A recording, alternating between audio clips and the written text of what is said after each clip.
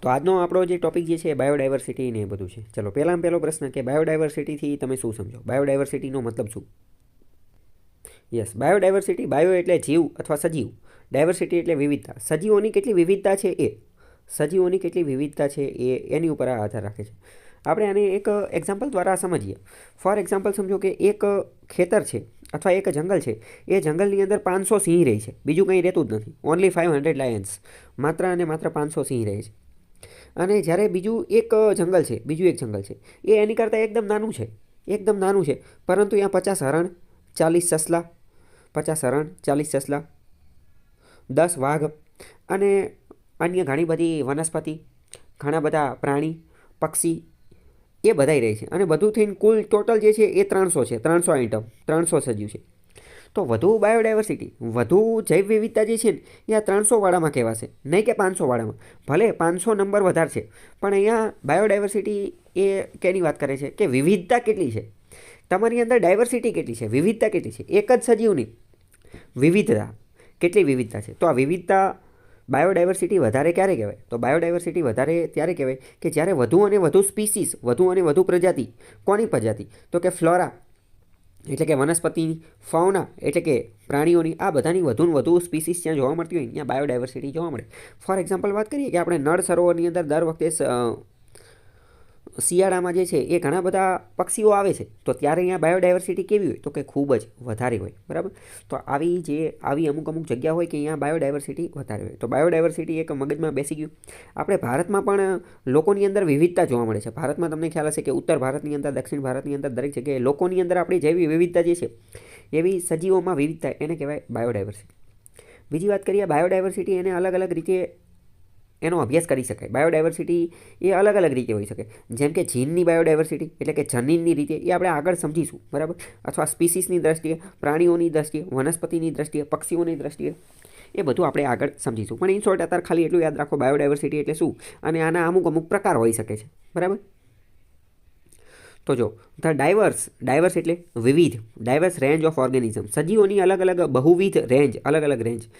એટલે કે એમાં પ્લાન્ટ પણ આવી ગયા અને એનિમલ આવી ગયા, કે જે એક ઇકોસિસ્ટમની અંદર જોવા મળે છે. બહુવિધ અલગ અલગ જે જોવા મળતી હોય એને આપણે બાયોડાયવર્સિટી કહીએ છીએ, બરાબર. બાયોડાયવર્સિટી જો નીચે આપેલું છે, નીચે અલગ અલગ ફોટા આપેલા છે, તો ફોટા જોઈને આપણને ખબર પડી જાય કે ઘણા બધા લોકો હળીમળી અને શાંતિથી એક જગ્યાએ રહેતા હોય, આ એની વાત કરે છે. નીચે એક બહુ સારો ફોટો આપેલો છે, બરાબર. જેમ કે પેજ નંબર 4ની અંદર, બરાબર. તો 3 અને 4 ઉપર, બરાબર. તો જોઈએ છે કે એક વડનું ઝાડ હોય એવું લાગે છે, બાજુમાં પાણી ને એ બધું છે. તો એ પાણીની અંદર પણ ઘણી બધી સજીવ સૃષ્ટિ જોવા મળતી હશે, ઘણા બધા અલગ અલગ પ્રકારના પક્ષીઓ, એ બધું જોવા મળે છે. તો બાયોડાયવર્સિટી એટલે કે જૈવ વિવિધતા, એને નંબર હારે લેવા દેવા નથી, પરંતુ વિવિધતા કેટલી છે, કેટલી વધુ સ્પીસીસ જોવા મળે છે એની હારે લેવા દેવા છે. ઓકે, હવે વાત કરીએ કે બાયોડાયવર્સિટી જે છે ને, બાયોડાયવર્સિટી એને આલ્ફા, બીટા અને ગેમા એના દ્વારા દર્શાવવામાં આવે છે. આલ્ફા, બીટા અને ગેમા, આ એની અલગ અલગ કેટેગરી છે. પ્રશ્ન પૂછી જશે કે આ આખી વસ્તુ શું છે, કે આલ્ફા, બીટા અને ગેમા એ શું છે? તો કે બાયોડાયવર્સિટીની અલગ અલગ કેટેગરી છે. તો એ કેટેગરી કઈ રીતે નક્કી કરવામાં આવે, શું છે ઓલું પેલું, એ બધું સમજીએ. આ બધી કેટેગરી જે છે એ વિટકેર નામના વ્યક્તિએ 1960ની અંદર આપેલી હતી. આલ્ફા, બીટા, ગેમા ત્રણેય એ વિટકર નામનો વ્યક્તિ હતો, 1960 એણે આપેલી હતી, બરાબર. ઓકે, તો આ બધી વસ્તુ વિધાનમાં ને એ બધામાં પૂછાઈ શકે, બરાબર. તો હવે આલ્ફા, બીટા અને ગેમાના બધું શું છે એ હવે આપણે સમજીએ. તો હવે સમજીએ કે પહેલાં આલ્ફા ડાયવર્સિટી એટલે શું. તો કે આલ્ફા ડાયવર્સિટી એટલે જે છે એ કોઈ ઇકોસિસ્ટમની અંદર, કોઈ એક ઇકોસિસ્ટમ જે છે અથવા કોઈ એક લોકલ એરિયા, એની અંદર કેટલી ડાયવર્સિટી જે છે એને આલ્ફા ડાયવર્સિટી કહેવામાં આવે. આલ્ફા ડાયવર્સિટી, ફોર એક્ઝામ્પલ સમજો કે એક જંગલ છે, અહીંયા 50 અલગ અલગ પ્રજાતિ જોવા મળે છે. 50 અલગ અલગ પ્રજાતિ એટલે એનો મતલબ એમ નહીં કે 50 સજીવો જોવા મળે છે. સજીવો તો 50 કરતાં વધારે હશે, ખાલી પ્રજાતિ એટલી છે 50 પ્રજાતિ. એટલે એવું બની શકે કે માની લો કે 10 હાથી છે, 8 હરણ છે, 2 સસલા છે, એવી રીતે થઈને અમુક વનસ્પતિ હોય. સમજાણું કે કોઈ એક ઇકોસિસ્ટમની અંદર, કોઈ એક વિસ્તારની અંદર કુલ કેટલી ડાયવર્સિટી, કુલ કેટલી વિવિધતા જે છે ને એને આલ્ફા ડાયવર્સિટી કહેવાય. કોઈ એક વિસ્તાર, કોઈ એક જંગલ, કોઈ એક ઇકોસિસ્ટમની અંદર આલ્ફા ડાયવર્સિટી. સમજાણું કે નહીં? બરાબર. હવે સમજીએ કે બીટા ડાયવર્સિટી. તો બીટા ડાયવર્સિટી એ શું કહે છે? એ એવું કહે છે કે માની લો કે બે અલગ અલગ ઇકોસિસ્ટમ છે, અને બંને ઇકોસિસ્ટમની અંદર જે ડાયવર્સિટી જે છે ને, બંને ઇકોસિસ્ટમની અંદર જે ડાયવર્સિટી જે છે એનો જે ડિફરન્સ, એનો જે તફાવત રહ્યો ને, એનો તફાવત એને બીટા ડાયવર્સિટી કહેવાય. ચાલો હવે આપણે સમજીએ. એક માની લો કે એક ફોરેસ્ટની ઇકોસિસ્ટમ છે, એટલે કે એક જંગલની ઇકોસિસ્ટમ છે. એક ફોરેસ્ટ એટલે કે એક જંગલની ઇકોસિસ્ટમ છે, બરાબર. ફોરેસ્ટ જંગલની ઇકોસિસ્ટમ. તો માની લો કે ફોરેસ્ટની ઇકોસિસ્ટમ જે છે એમાં 50ની ડાયવર્સિટી છે. હવે આ 50ની ડાયવર્સિટી શું, એને આલ્ફા ડાયવર્સિટી કહેવાય કે ન કહેવાય? બરાબર, યસ, બરાબર. તો 50 અલગ અલગ પ્રકારની પ્રજાતિ, 50 અલગ અલગ પ્રકારની સ્પીસીસ જોવા મળે છે. હવે માની લો કે બીજી ડેઝર્ટ પ્રકારની ઇકોસિસ્ટમ છે. હવે માની લો કે અહીંયા 40 પ્રકારની સ્પીસીસ જોવા મળે છે. તો આ જે 40 પ્રકારની સ્પીસીસ જે છે એને આલ્ફા ડાયવર્સિટી કહેવાય કે ન કહેવાય? તો કે આને પણ આલ્ફા ડાયવર્સિટી કહેવાય. પરંતુ હવે આ ફોરેસ્ટ ઇકોસિસ્ટમ અને ડેઝર્ટ ઇકોસિસ્ટમ કે જે એકમાં 50 છે અને એકમાં 40 છે, એ બેનો ડિફરન્સ લેવી, તો એ બેનો ડિફરન્સ કેટલો આવે? તો કે 10નો. આ 10 જે આપણને મળીને એને આપણે બીટા ડાયવર્સિટી કહેવી. બીટા ડાયવર્સિટી એટલે શું? તો કે બીટા ડાયવર્સિટી એટલે કે બે અલગ અલગ ઇકોસિસ્ટમનો જે ડિફરન્સ, તફાવત હોય એ. આની ઉપરથી આપણને એ ખબર પડે કે બીટા ડાયવર્સિટી ગોતવા માટે હંમેશા એક કરતાં વધુ ઇકોસિસ્ટમ હોવી જરૂરી છે. સમજાણું કે ન સમજાણું? કારણ કે આલ્ફા ડાયવર્સિટી એ તો ગમે એ ઇકોસિસ્ટમની અંદર મળી શકે. આલ્ફા ડાયવર્સિટી એ ગમે એ ઇકોસિસ્ટમની અંદર મળી શકે, પણ બીટા ડાયવર્સિટીમાં તો આપણે ડિફરન્સ એટલે કે તફાવત લેવાનો છે. એટલે એની માટે એક કરતાં વધુ ઇકોસિસ્ટમ હોવી જરૂરી છે. હવે સમજીએ કે ગામા ઇકોસિસ્ટમ શું છે, અથવા ગામા ડાયવર્સિટી શું છે. તો ગામા ડાયવર્સિટી એ કોની વાત કરે છે? તો ગામા ડાયવર્સિટી એ તો એની વાત કરે છે. હવે ગામા ડાયવર્સિટી જે છે ને, એ આખા વિસ્તારની અંદર જેટલી પણ ઇકોસિસ્ટમ આવેલી છે, બહુ મોટા એરિયાની અંદર, બહુ મોટા એરિયા એટલે કે એને આપણે બાયોમ કહી શકીએ, એક રીતે બાયોમ કહી શકીએ.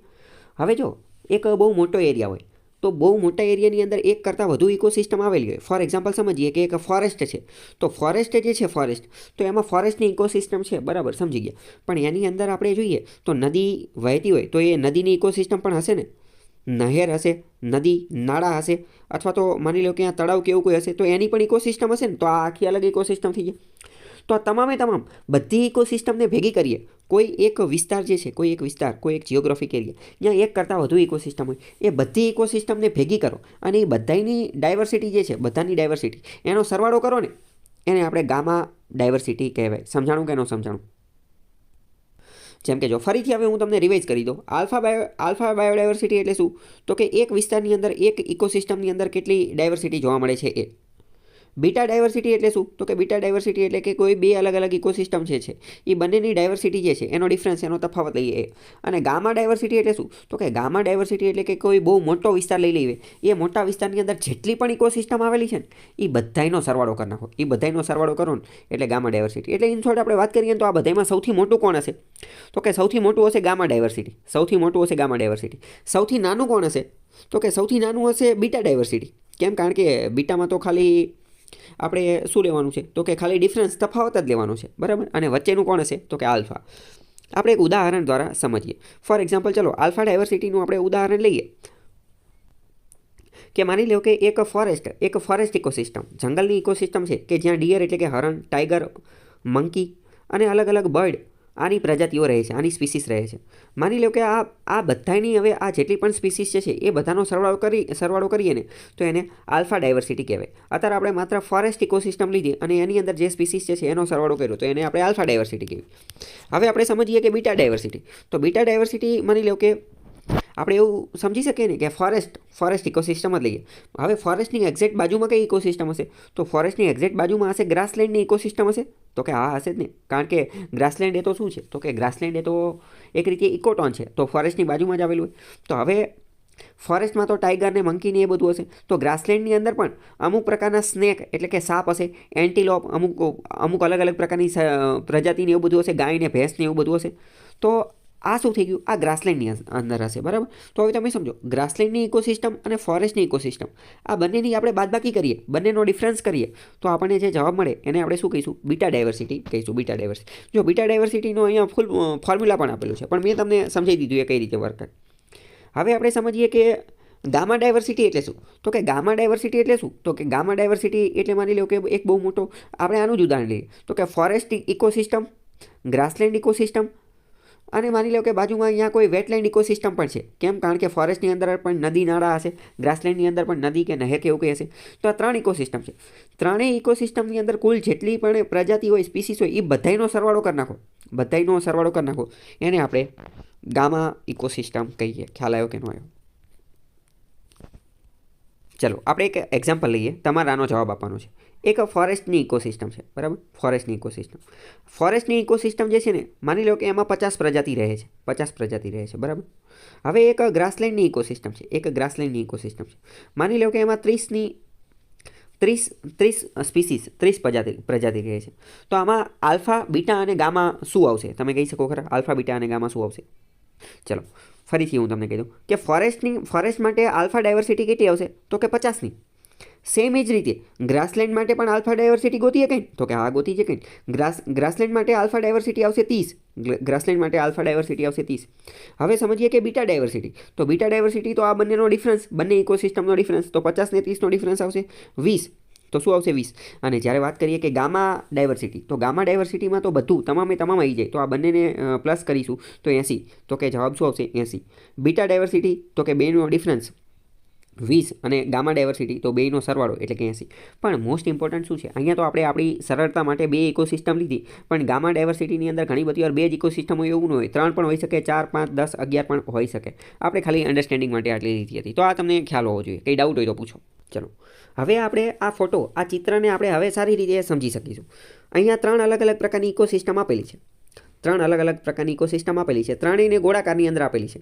તો હવે માની લો કે 3 ગોળા છે. 3 ગોળાની આપણે પ્રજાતિ ગોતીએ તો એને આપણે આલ્ફા ડાયવર્સિટી કહેવાય. પહેલો ગોળો છે, પહેલો ગોળો, બરાબર? તો અહીંયા આપણે જેટલા સજીવો છે, જેટલી વનસ્પતિ જે છે, તો એને આલ્ફા ડાયવર્સિટી કહેવાય. બીજા ગોળાની જે છે એની આલ્ફા કહેવાય. અને ત્રીજો જે છે એની આલ્ફા કહેવાય, બરાબર? હવે માની લો કે આપણે ગામા ડાયવર્સિટી ગોતવી છે. તો ગામા ડાયવર્સિટી ગોતવી હોય તો શું કરવાનું? તો કે ત્રણેયનો સરવાળો કરવાનો, ત્રણેયનો મિક્સ કરવાનો, ત્રણેયનો સરવાળો કરવાનો. પરંતુ હવે માની લો કે બીટા ડાયવર્સિટી ગોતવી છે તો શું કરવાનું? તો આપણે ત્રણેયમાંથી કોમન ત્રણેયનો ડિફરન્સ લેવાનો, બરાબર? તો જો અહીંયા એ જ બધી વસ્તુ લખેલી છે. ઓકે, હવે કંઈ ડાઉટ હોય તો પૂછો. તો હવે આપણને આ ક્રમમાં લગાવવાનું પણ પૂછી શકે છે. આપણને ખબર હોવી જોઈએ કે સૌથી મોટું કોણ હશે? તો કે ગામા બાયોડાયવર્સિટી સૌથી મોટું હશે. અને સૌથી નાનું કોણ હશે? તો કે બીટા ડાયવર્સિટી સૌથી નાનું હશે. અને વચ્ચેનું કોણ હશે? તો કે આલ્ફા બાયોડાયવર્સિટી સૌથી નાનું હશે, બરાબર? બાયોલોજિકલ ડાયવર્સિટી શબ્દ જે છે એ રેયમોન્ડ એફ દાસમેન નામનો બુક હતો. રેયમોન્ડ એફ દાસમેન નામનો વ્યક્તિ હતો. એણે પોતાની પુસ્તક અ ડિફરન્ટ કાઇન્ડ ઓફ કન્ટ્રી 1968 એની અંદર આ લખેલું હતું, બરાબર? આ શબ્દ પહેલી વાર એણે આપેલો હતો, તો યાદ રાખવાનું. અને બાયોલોજિકલ ડાયવર્સિટી નામનો ફ્રેઝ જે છે એ સૌથી પહેલાં 1985માં વોલ્ટર રોસેને નેશનલ રિસર્ચ કાઉન્સિલની અંદર વાપરેલો હતો. પણ એ ફેક્ચ્યુઅલ બાબત છે, તમારે યાદ રાખી લેવાની. હવે આપણો આગળનો ટોપિક છે કે આ બાયોડાયવર્સિટી જે છે, તો એનું ઇમ્પોર્ટન્સ, એનું મહત્ત્વ શું છે અને એનું ફંક્શન શું છે, એનું મેઇન કાર્ય શું છે, અલગ અલગ કાર્ય શું છે. એનું ફંક્શન એટલે કે એનું કાર્ય અને એનું ઇમ્પોર્ટન્સ એટલે કે એની મહત્ત્વતા. તો પહેલાં આપણે સમજીએ કે એનું મહત્ત્વનું કાર્ય શું છે. તો બાયોડાયવર્સિટી જે છે ને એનું મેઇન કાર્ય અથવા એનું સૌથી વધારે ઇમ્પોર્ટન્સ કોઈ હોય ને તો એ છે maintenance of the ecosystem. Ecosystem જે છે ને એને જાળવી રાખવાનું. આપણે બહુ પહેલાં સમજી ચૂક્યા છીએ કે ઇકોસિસ્ટમ જે છે ને એ જાળવવી બહુ અઘરી વસ્તુ છે. ઇકોસિસ્ટમ જે છે એની અંદર બેલેન્સ રહેવું જરૂરી છે. જો ઇકોસિસ્ટમમાં બેલેન્સ નહીં રહે તો એની અંદર ઇમ્બેલેન્સ, અસમતુલા જે છે એ સર્જાઈ જશે. અને એવું પણ બની શકે કે ઇકોસિસ્ટમ જે છે એ કોલેપ્સ થઈ જાય, એ પડી ભાંગે એવું પણ બની શકે છે. આપણે સમજી ગયેલા છીએ. માની લો કે ઘાસ, હરણ અને સિંહ આવું છે, બરાબર? હવે માની લો કે હરણની સંખ્યા ગાયબ થઈ જાય, હરણની સંખ્યા 0 થઈ જાય તો ઘાસ વધી જશે અને સિંહ જે છે એ ઘટી જશે. તો આવી અસમતુલા જે છે એ સર્જાઈ શકે છે. આપણે આ બધા માટે જે છે એ કેરિંગ કેપેસિટી નામનો કોન્સેપ્ટ જોયો હતો, બરાબર? પછી આમનું જે પોટેન્શિયલ કેટલું છે એ પણ જોયું હતું. અને આ બધી વસ્તુ આપણે જોઈ લીધેલી હતી, બરાબર? અને આ ક્યારે કોલેપ્સ કરે એ પણ જોયું હતું. તો બાયોડાયવર્સિટી શું કરશે? બાયોડાયવર્સિટી જે છે ને એ કોઈપણ ઇકોસિસ્ટમને મેન્ટેન કરવાનું કામ કરશે, મેન્ટેનન્સ કરશે. તો કે બાયોડાયવર્સિટી મેન્ટેનન્સ કઈ રીતે કરી શકે? તો ફોર એક્ઝામ્પલ માની લો કે ઘાસ એટલે કે ગ્રાસ, એની પછી હરણ અને એની પછી સિંહ છે. હવે માની લો કે હરણ એલિમિનેટ થઈ ગયું, હરણ જો ગાયબ થઈ ગયું તો અહીંયા જો એવા કેસની અંદર બાયોડાયવર્સિટી હશે, જૈવ વિવિધતા હશે, જૈવ વિવિધતા બાયોડાયવર્સિટી હશે, તો હરણની બદલે કોઈ બીજું પ્રાણી હશે, હરણની બદલે કોઈ બીજું પ્રાણી હશે જે ઘાસને ખાઈ જશે અને સિંહ એને ખાઈ જશે. પરંતુ માની લો કે બાયોડાયવર્સિટી જ નહીં હોય, ખાલી હરણ જ હશે, તો ઇકોસિસ્ટમ કોલેપ્સ થઈ જશે ને, ઇમ્બેલેન્સ, અસમતુલા સર્જાઈ જશે. ખ્યાલ આવ્યો કે બાયોડાયવર્સિટી ઇકોસિસ્ટમને મેન્ટેન કઈ રીતે કરે છે. બીજી વાત કરીએ, બાયોડાયવર્સિટી, માની લો કે ફોરેસ્ટ ખાલી એક જંગલની જ ઇકોસિસ્ટમ છે, તો બધા પાણી પીવા ક્યાં જશે? એટલે કે ફોરેસ્ટની અંદર વેટલેન્ડ હોવા જરૂરી છે, કારણ કે ફોરેસ્ટની અંદર વેટલેન્ડ હોય તો જ તો એ બાયોડાયવર્સિટી જોવા મળશે કે નહીં. તો ઇન શોર્ટ, બાયોડાયવર્સિટીનું મોસ્ટ ઇમ્પોર્ટન્ટ, સૌથી વધારે મહત્ત્વનું કામ કયું? ઇકોસિસ્ટમને મેન્ટેન કરવાનું, ઇકોસિસ્ટમનું મેન્ટેનન્સ એની જાળવણી રાખવાનું. ખ્યાલ આવ્યો કે ન આવ્યો? બીજી વાત કરીએ કે બાયોડાયવર્સિટીનું આની સિવાયનું કાર્ય જે છે એ સ્પીસીસ લેવલે, કમ્યુનિટી લેવલે અને ઇકોસિસ્ટમ લેવલે અલગ અલગ હોય છે. ઇકોસિસ્ટમ લેવલે એનું મેઇન કાર્ય શું? તો કે ઇકોસિસ્ટમને મેન્ટેન કરવાનું, એને જાળવી રાખવાનું. બીજી વાત કરીએ, 22 મે જે છે, 22 મેના દિવસને યુનાઇટેડ નેશન્સ દ્વારા international day four biological diversity આની તરીકે ઉજવવામાં આવે છે. 22/5 અથવા 22 મે એ યુનાઇટેડ નેશન્સ એને આંતરરાષ્ટ્રીય બાયોલોજિકલ ડાયવર્સિટી દિવસ તરીકે ઉજવવામાં આવે છે. પરંતુ બીજી એક વાત કે 29 ડિસેમ્બર 1993નો દિવસ હતો, 29 ડિસેમ્બર 1993નો દિવસ, ત્યારે આપણે CBD જે છે, CBD એને લાગુ કરેલું હતું. CBD શું છે? તો કે convention on biological diversity. CBD, convention on biological diversity. પહેલાં સમજીએ કે કન્વેન્શન એટલે શું થાય. તો કે કન્વેન્શન એટલે થાય પરંપરા, કન્વેન્શન એટલે થાય પરંપરા. પણ અમુક વાર કેવું હોય કે આ વિશ્વના બધા દેશો ભેગા થાય, અમુક કોઈક મુદ્દો હોય ને તો એ મુદ્દા બાબતે બધા દેશો ભેગા થાય, ચર્ચા વિચારણા કરે અને એના આધારે કંઈક ડોક્યુમેન્ટ બનાવે કે કંઈક બધું નક્કી કરે ને તો એને કન્વેન્શન નામ આપી દીધેલું હોય છે. બધા એક રીતે કન્વેન્શનને તમે બીજી એકદમ દેશી ભાષામાં કેવું હોય તો તમે એવું કહી શકો વાર્ષિક સંમેલન અથવા એ વાર્ષિક જ એવું જરૂરી નહીં, 2-3 વર્ષે પણ ભેગા થતા. અત્યારે ક્લાઇમેટ ચેન્જ માટે પણ આવા કન્વેન્શન થતા હોય છે, ડેઝર્ટિફિકેશન માટે પણ આવા કન્વેન્શન થતા હોય છે.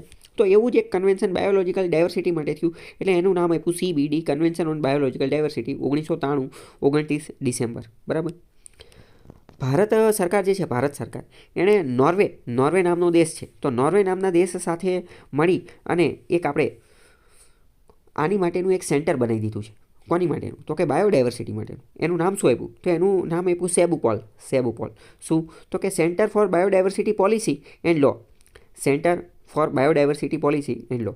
પ્રશ્ન પૂછી જશે કે ભારતે આવું કામ કોની સાથે મળીને કરેલું છે? તો આપણે આવું કામ નોર્વેની સાથે મળી અને જે છે કરેલું છે. અને આ ભારતની અંદર બાયોડાયવર્સિટી જે છે, બાયોડાયવર્સિટી, જૈવ વિવિધતા, એની માટેની સર્વોચ્ચ સંસ્થા કઈ છે? તો એની માટેની સર્વોચ્ચ સંસ્થા આપણી નબા છે, નબા, NBA એટલે શું? તો કે નેશનલ બાયોડાયવર્સિટી ઓથોરિટી, જે અત્યંત મહત્ત્વનું કામ કરે છે. એક વાત મહત્ત્વની યાદ રાખો, કોઈ પણ ઇન્સ્ટિટ્યુશન, કોઈ પણ સંસ્થા હોય એમાં જો નેશનલ શબ્દ લાગી ગયો ને, નેશનલ શબ્દ, તો તમારે સમજવાનું કે આ મોસ્ટ ઇમ્પોર્ટન્ટ બોડી છે. મોસ્ટ ઇમ્પોર્ટન્ટ કેમ? કારણ કે રાષ્ટ્રીય લેવલની છે, એ આખા ભારત લેવલની બોડી છે. આખા ભારતની અંદર તમામ રાજ્ય, તમામ જિલ્લા, તમામ બધી જગ્યાએ જે છે એ અમુક ગાઈડલાઇન્સને એ બધું આપવાનું આવતું હશે ને, એ બધાએ માટેની સર્વોચ્ચ બોડી હશે ને તો એ આ નેશનલ વાળી હશે. એની પાસે ઘણો બધો પાવર હશે, એ આખા ભારત દેશની અંદર જે આવેલી હશે એને રેગ્યુલેટ કરી શકશે. તો ઇન શોર્ટ ખ્યાલ આવ્યો. નેશનલ શબ્દ આવે તો અત્યંત મહત્ત્વનું સમજી જવાનું. આપણે વાત કરીએ STIના પેપરની અંદર disaster management, NIDM, national institute of disaster management, પ્રશ્ન પૂછાઈ ગયો. કેમ? આગળ શબ્દ હતો નેશનલ, તો કે આખા ભારતની અંદર એની માટેની ઇન્સ્ટિટ્યુશન છે. ઓકે, તો આ એની જેવી જ છે નબા. હવે મેં તમને આ કીવર્ડ કહી દીધું કે નેશનલ આવે ને એટલે મહત્ત્વનું થઈ જાય. તો હવે ગમે ત્યારે તમે આવી તો ઘણી બધી બોડી હોય, પણ પહેલાં તો શું થાય કે આવી બોડી આપણા ધ્યાનમાં આવતી ન હોય, પહેલી વસ્તુ. બીજી વસ્તુ આવતી હોય તો આપણે એને વાંચીને ઇગ્નોર કરીને જતા રહે તો આપણને બોડીનું મહત્ત્વ ખબર ન પડતી હોય. પણ હવે મેં તમને એનું મહત્ત્વ કહી દીધું. શું?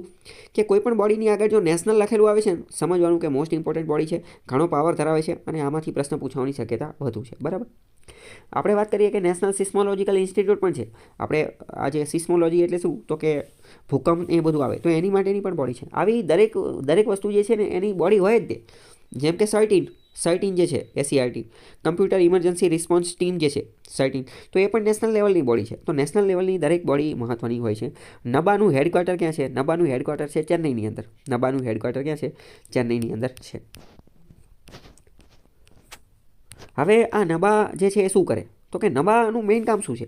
આવી જે કોઈ પણ નેશનલ લેવલની બોડી હોય, તમે વિચારો આનું કામ શું હોય? તો કે આવી કોઈ પણ નેશનલ લેવલની બોડી હોય ને તો એનું કામ હોય કે પોતાની એક્સપર્ટાઇઝ જે છે એ રજૂ કરવી. નેશનલ લેવલની બોડી એનો મતલબ જ એ થાય ને કે આખા દેશમાંથી જે એના એક્સપર્ટ લોકો હોય ને એ બધાને બોલાવો અને એની અંતર્ગત આ ફિલ્ડમાં આ ક્ષેત્રમાં શું કરવું જોઈએ, આની અંદર આપણે વધારે સારું કઈ રીતે કરી શકીએ, એની માટેની ગાઈડલાઇન્સ, ધારાધોરણો, સ્ટાન્ડર્ડ, પોલિસી એ બધું બનાવવાનું કામ કરે. એટલે કોઈ પણ નેશનલ લેવલની ઇન્સ્ટિટ્યૂટ હોય તો એ બધાની અંદર મુખ્યત્વે એમનું એક ઉદ્દેશ્ય તો શું હોય કે એક્સપર્ટાઇઝ લાવી. કોની અંદર એક્સપર્ટાઇઝ લાવી? તો કે પોલિસી મેકિંગની અંદર, લો મેકિંગની અંદર અને એના સ્ટાન્ડર્ડને એ બધું નક્કી કરવામાં. તો નબાનું મેઇન કામ શું છે કે આખા ભારતમાંથી જે આના એક્સપર્ટ હોય એ બધા લોકોને ભેગા કરી અને આ બધું કામ કરે. ઓકે, ખ્યાલ આવ્યો કે નહીં? કંઈ ડાઉટ હોય તો પૂછો.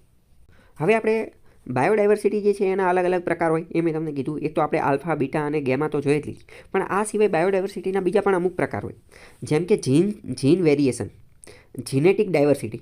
જીનેટિક ડાયવર્સિટી એટલે કે એમના જીન્સની અંદર શું રહેલું છે એના આધારે. પછી ચલો બીજી આવે સ્પીસીસ ડાયવર્સિટી, એટલે કે પ્રજાતિની અંદર ડાયવર્સિટી. પછી ડાયવર્સિટી અમોંગ ડિફરન્ટ સ્પીસીસ. પછી કમ્યુનિટી અને ઇકોસિસ્ટમ ડાયવર્સિટી. અને આ બધી ડાયવર્સિટી શું છે એ બધું આપણે સમજીએ. ચલો પહેલાં તો સ્પીસીસ ડાયવર્સિટી, એટલે કે diversity among different species. Diversity among અલગ અલગ સ્પીસીસ હોય ને એની અંદરની ડાયવર્સિટી. ફોર એક્ઝામ્પલ તમને ખ્યાલ હશે કે આ સિંહ, વાઘ, દીપડો, ચિત્તો, આ બધા જે છે ને બધા એની પ્રજાતિ એક જ છે. એ બધાની પ્રજાતિ છે બિગ કેટ. બિગ કેટ એટલે કે જંગલી બિલાડી અથવા મોટી બિલાડી. બધાય કયા વર્ગના પ્રાણી છે? તો કે બધાય કેટ, બિગ કેટ એ વર્ગના પ્રાણી છે. તો મતલબ કે શું થયું કે આ તો એક જ પ્રજાતિ થઈ કહેવાય ને. આવી રીતે અલગ અલગ વિસ્તારની અંદર અલગ અલગ પ્રજાતિ જોવા મળતી હોય તો એ પણ આનો પ્રકાર આવશે. બીજી એક મોસ્ટ ઇમ્પોર્ટન્ટ ડાયવર્સિટી છે જીન ડાયવર્સિટી, જીન વેરિએશન અથવા જીનેટિક ડાયવર્સિટી. જીનેટિક ડાયવર્સિટીનો મતલબ શું કે આપણું જે સજીવ જે છે, સજીવ ખાસ કરીને મનુષ્ય અને કોઈ પણ સજીવ, તો એનું શરીર જે છે, એનું શરીર એ કેવું દેખાશે, એની આંખો, એનો કલર, એનો રંગ, એનો સ્વભાવ, આ બધું કેવું રહેશે ને તો એ બધું એના ડીએનએ, એના જીન ઉપર રહેલું હોય. એના ડીએનએ એના જીન ઉપર રહેલું હોય. ડીએનએની અંદર એક રીતે એનો આખો કોડ હોય, એની અંદર આખો કોડ હોય. તમને ખ્યાલ હશે કોવિડ વાયરસ જ્યારે આવેલો હતો તો કોવિડ વાયરસને ક્રેક કરવા માટે એના ડીએનએનો કોડ અથવા એના આરએનએનો કોડ જે છે એ આપણે પતો લગાવવો પડે તો આપણે જાણી શકીએ કે આની અંદર બધી વસ્તુ શું રહેલી છે. તો આવી રીતે જીનેટિક વેરિએશન હોઈ શકે. જીનેટિક વેરિએશનનું સૌથી મોટું ઉદાહરણ નીચે આપેલું છે. એક બાજુ વ્હાઇટ ટાઈગર, સફેદ વાઘ, અને એક બાજુ આ ઓરેન્જ ટાઈગર, બે વાઘ જોવા મળે છે. તો બે છે તો વાઘ જ તે, પરંતુ આ કોના કારણે છે? કારણ કે આ જીનેટિક ડાયવર્સિટીના કારણે છે. એક આ જે વ્હાઇટ ટાઈગર રહ્યો ને, વ્હાઇટ ટાઈગર, એની અંદર એક પ્રકારનું જીન જોવા મળતું નથી, એક પ્રકારનું જનીન જોવા મળતું નથી. અને એ જનીન નથી જોવા મળતું એના કારણે એને ઓરેન્જ કલર નથી મળતો અને એની બદલે વ્હાઇટ કલર જે છે એ મળે છે. ખ્યાલ આવ્યો?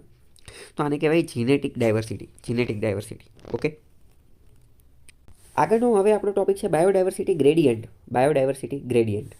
તો ગ્રેડિયન્ટનો મતલબ શું થાય? પહેલાં તો ગ્રેડિયન્ટનો મતલબ થાય તફાવત. ગ્રેડિયન્ટનો મતલબ શું થાય? તફાવત. કોઈ પણ વસ્તુ જે છે એ એની અંદર કંઈક ડિફરન્સ આવે, કંઈક તફાવત આવે ને ત્યારે શબ્દ વાપરવામાં આવે ગ્રેડિયન્ટ. બરાબર? તો પહેલાં તો ચલો પહેલો પ્રશ્ન, શું સમગ્ર પૃથ્વી ઉપર દરેક જગ્યાએ એક સમાન બાયોડાયવર્સિટી છે? યસ. બધી જગ્યાએ કેવું હશે? તો કે અલગ અલગ હશે. તો જો બાયોડાયવર્સિટી એ દરેક જગ્યાએ એક સરખી નથી, અલગ અલગ છે. તો અલગ અલગ છે તો જ તફાવત આવે ને, તો એ જ વસ્તુને કહેવાય બાયોડાયવર્સિટી ગ્રેડિયન્ટ. એને શું કહેવાય? Biodiversity gradient. નીચે એ પ્રશ્ન આપેલો છે biodiversity is not uniform on the earth. સાચું કે ખોટું? સમગ્ર પૃથ્વી ઉપર બાયોડાયવર્સિટી એક સમાન નથી. સાચી વાત કે ખોટી વાત? તો કે સાચી વાત. બરાબર, રાઈટ. સેન્ટેન્સ ટ્રુ છે. ચલો હવે બે વિધાન આપેલા છે એ આપણે જોઈએ. પહેલું વિધાન એવું છે કે બાયોડાયવર્સિટી જે છે એ ડિપેન્ડ એટલે કે આધાર રાખે છે અલગ અલગ પરિબળો જેવા કે climate, soil, temperature, rainfall, humidity, આવી બધી વસ્તુઓ ઉપર આધાર રાખે છે. સાચી વાત કે ખોટી વાત? બાયોડાયવર્સિટી આ બધી વસ્તુ ઉપર આધાર રાખે છે. તો કે હા, સાચી વાત ને. આવી વસ્તુઓ છે એના આધારે તો એ પ્રકારની પ્રજાતિ જોવા મળશે. તો પહેલી વસ્તુ સાચી છે. બીજી વસ્તુ એવી કહે છે કે biodiversity depends only on Biotique factors. Biodiversity જે છે એ માત્ર અને માત્ર જૈવિક પરિબળો ઉપર જ આધાર રાખે છે. સાચી વાત કે ખોટી વાત? તો કે આ વાત ખોટી છે, કારણ કે એ બાયોટિક ઉપર, અજૈવિક ઉપર એ આધાર રાખે છે. અને મોસ્ટ ઇમ્પોર્ટન્ટ આપણે જોઈએ, હવે જો તમે વિચારો, આપણે બધા એવું કહેતા હોય કે કોન્સેપ્ટ પાકા કરો, કોન્સેપ્ટ પાકા કરો. એવું શા માટે કહેતા હોય? એવું એટલા માટે કહેતા હોય કારણ કે તમે જુઓ બીજામાં શું આપેલું છે? બાયોટિક. હવે પણ ઉપર જે આપેલું છે, ઉપર જે આપેલું છે એ તો બધા એ બાયોટિક ફેક્ટર છે ને. ઉપર જે આપેલા એ બધા તો એ બાયોટિક ફેક્ટર છે. એટલે એ તો ખબર પડી જાય કે બે તો એક હારે સાચા નહીં જ હોય. બે તો એક હારે સાચા હોય જ નહીં. બરાબર? એટલે આવો આપણે અંદાજ પણ મારી શકીએ. પણ એ અંદાજ ક્યારે મારી શકીએ? આપણને ખબર પડતી હોય છે બાયોટિક એટલે શું, એ બાયોટિક એટલે શું, એ બાયોટિકના ઉદાહરણ કેટલા છે. એટલે બધા લોકો એક્સપર્ટ લોકો એવું કહેતા હોય કે તમે કોન્સેપ્ટ પાકા કરો, કોન્સેપ્ટ. કારણ કે જો બાયોટિક અને એબાયોટિક આપણને ખબર હોય એ આપણો કોન્સેપ્ટ છે, પછી એને આપણે અહીંયા એપ્લાય કરીએ એ અલગ વસ્તુ છે. તો બાયોડાયવર્સિટી માત્ર બાયોટિક ફેક્ટર ઉપર આધાર નથી રાખતી, એ બાયોટિક ઉપર પણ આધાર રાખે છે, જેનું કારણ તરત જ આપણે ઉપર જોઈ લીધું. બરાબર. ચલો હવે આપણે સમજીએ કે સૌથી વધુ બાયોડાયવર્સિટી ક્યાં જોવા મળે. તો સૌથી વધુ મેક્સિમમ બાયોડાયવર્સિટી જે છે, મેક્સિમમ બાયોડાયવર્સિટી એ ટ્રોપિકલ રેઇન ફોરેસ્ટની અંદર જોવા મળે. ટ્રોપિકલ રેઇન ફોરેસ્ટને ગુજરાતીમાં કહેવાય ઉષ્ણકટિબંધીય વરસાદી જંગલો. ઉષ્ણકટિબંધીય વરસાદી જંગલો. આ ટ્રોપિકલ રેઇન ફોરેસ્ટ ક્યાં આવેલા એ તમે કહી શકો ખરા? રાઈટ. કર્કવૃત અને મકરવૃતની વચ્ચેનો વિસ્તાર. કર્કવૃત અને મકરવૃતની વચ્ચેનો વિસ્તાર એટલે કે 23.5 ડિગ્રી નોર્થ કર્કવૃતથી લઈને 23.5 ડિગ્રી સાઉથ મકરવૃત વચ્ચેનો વિસ્તાર. અહીંયા સૌથી વધુ બાયોડાયવર્સિટી જોવા મળે છે. બરાબર. સૌથી વધુ બાયોડાયવર્સિટી અહીંયા જોવા મળે છે. ચલો પહેલી વસ્તુ. અહીંયા હું તમને એક બીજી મેઇન વાત ચલાવી દઉં. તમે વિચારો, હું તમને એક ક્વેશ્ચન પૂછું. બહુ વધારે ગરમી છે અને બહુ વધારે ઠંડી છે, તો આમાંથી આપણે ક્યાં રહેવું મુશ્કેલ છે? ક્યાં રહેવું મુશ્કેલ છે? હકીકતમાં તો બેયમાં રહેવું મુશ્કેલ છે, પણ વધારે મુશ્કેલ ક્યાં છે? તો વધારે મુશ્કેલ જે છે ને એ ઠંડીમાં છે. વધારે મુશ્કેલ ઠંડીમાં છે. વધારે મુશ્કેલ કેવા છે? ઠંડીમાં. બહુ વધારે ઠંડીમાં આપણે ન રહી શકીએ, અને એટલે જ તમે જોશો કે પોલ્સ, ધ્રુવો, આર્કટિક પોલ, એન્ટાર્કટિક પોલ, દક્ષિણ ધ્રુવ, ઉત્તર ધ્રુવ, ત્યાં એટલા બધા સજીવો જોવા નહીં મળે. કેમ? કારણ કે આ બધું બરફ જ રહે, તાત્કાલિક બધું બરફ થઈ જાય. તો મનુષ્ય અથવા તો સજીવની સંરચના એવી રીતે બનેલી છે કે બહુ વધુ ઠંડીમાં ન રહી શકે. બહુ વધુ ગરમીમાં એ થોડું ઘણું સર્વાઈવ કરવાની કોશિશ કરે અને થોડું ઘણું થઈ જાય, પણ ઠંડીમાં તો એનું ગજું કામ કરે નહીં, અને ઠંડીમાં તો એ પતી જ જાય સાવ. બરાબર. તો એટલું અત્યારે યાદ રાખી લો કે આપણે ગરમી બહુ જાજી હોય ને તો આપણે સર્વાઈવ કરી લઈએ, પણ બહુ જાજી ઠંડી હશે ને તો આપણે એમ ઘટતું જઈએ. બરાબર.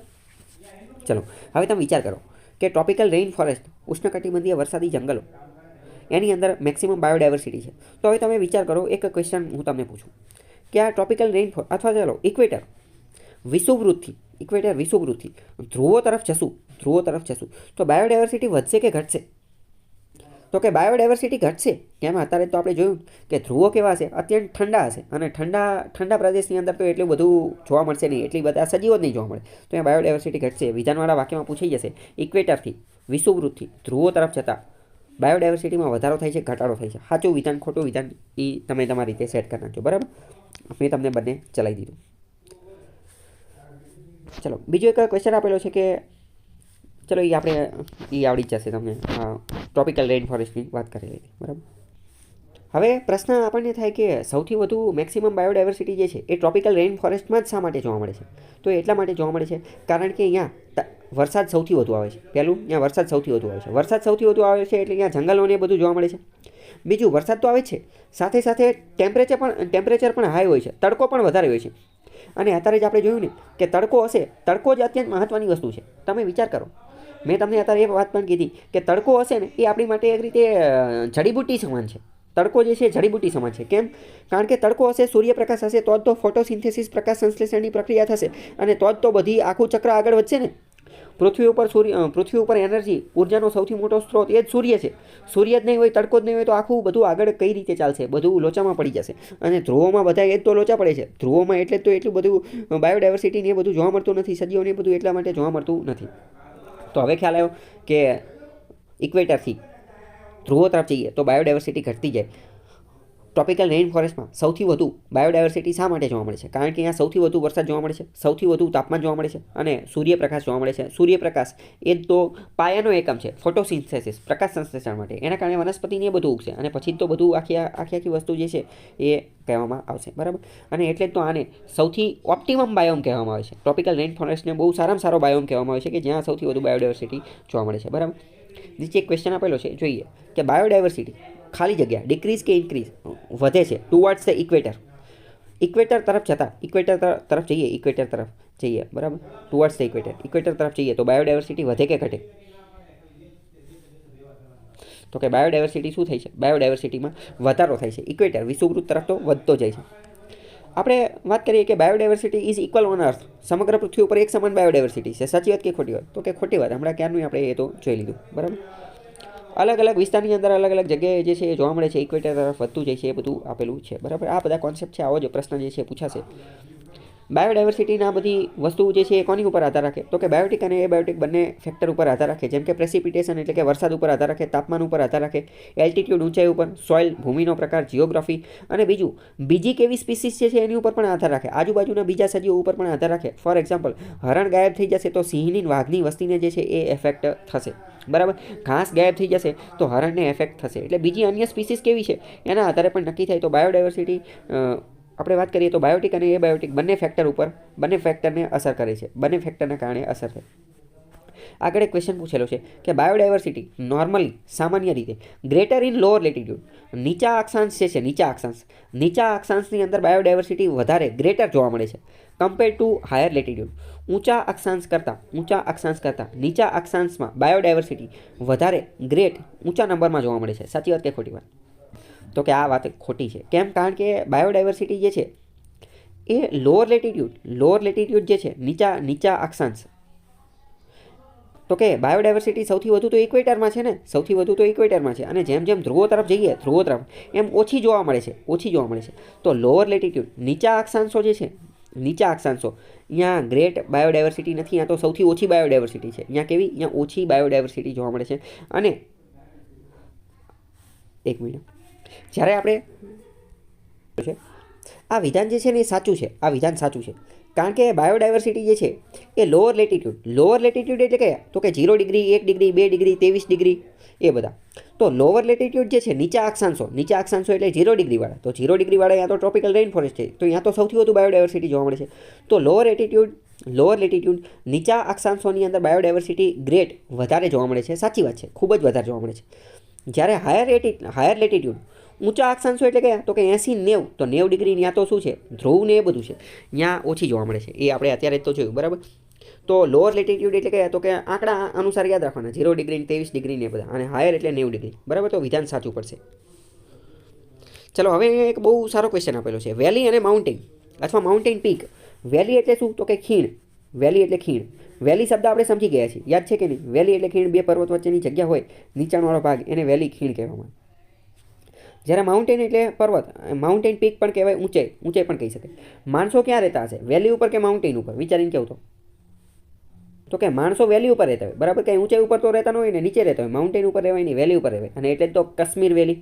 બરાબર, બધી વેલી શબ્દ વાપરવામાં આવશે. વિચારીને કહું કે વધારે બાયોડાયવર્સિટી ક્યાં હશે, વેલી ઉપર કે માઉન્ટેન ઉપર? તો કે વધારે બાયોડાયવર્સિટી જે છે એ વેલી ઉપર હશે, વેલી ઉપર. કેમ? કારણ કે નીચાણવાળા વિસ્તાર ઉપર, અત્યારે તો આપણે જોયું નીચાણવાળા વિસ્તાર ઉપર બાયોડાયવર્સિટી વધુ હશે. જેમ જેમ ઊંચા અક્ષાંશમાં જતા જઈશું એમ બાયોડાયવર્સિટી ઘટતી જશે. બરાબર, આ બધું વિધાનમાં ને એ બધામાં પૂછાશે. બરાબર, જો અહીંયા એ જ જવાબ જે છે આપેલો છે કે વેલી જે છે એ લોઅર લેટિટ્યુડમાં છે, ત્યાં વધુ બાયોડાયવર્સિટી હશે, અને માઉન્ટેન ઊંચા એલ્ટિટ્યુડમાં હોવાથી, ઊંચી ઊંચાઈમાં હોવાથી અહીંયા ઓછું હશે. બરાબર, જો નીચે બહુ સારો નકશો જે છે આપેલો છે. બરોબર, વચ્ચે જે છે એ શું છે? તો કે ઇક્વેટર એટલે કે વિષુવવૃત્ત.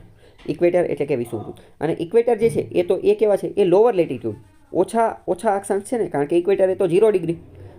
લોઅર લેટિટ્યુડ અહીંયા હાઈ બાયોડાયવર્સિટી, ખૂબ જ વધારે બાયોડાયવર્સિટી હશે. જ્યારે નોર્થ પોલ અને સાઉથ પોલ અહીંયા સૌથી ઓછી બાયોડાયવર્સિટી હશે. બરાબર, તો આ જે તફાવત જે છે, આ તફાવતને તે ગ્રેડિયન્ટ કહેવાય. આ તફાવતને જ ગ્રેડિયન્ટ કહેવામાં આવે. બરાબર, પ્રશ્ન પૂછાઈ જશે કે ઇક્વેટરથી તો નોર્થ પોલ અથવા સાઉથ પોલ તરફ જતાં બાયોડાયવર્સિટી ઘટતી જાય છે. વિધાન સાચું પડી જશે.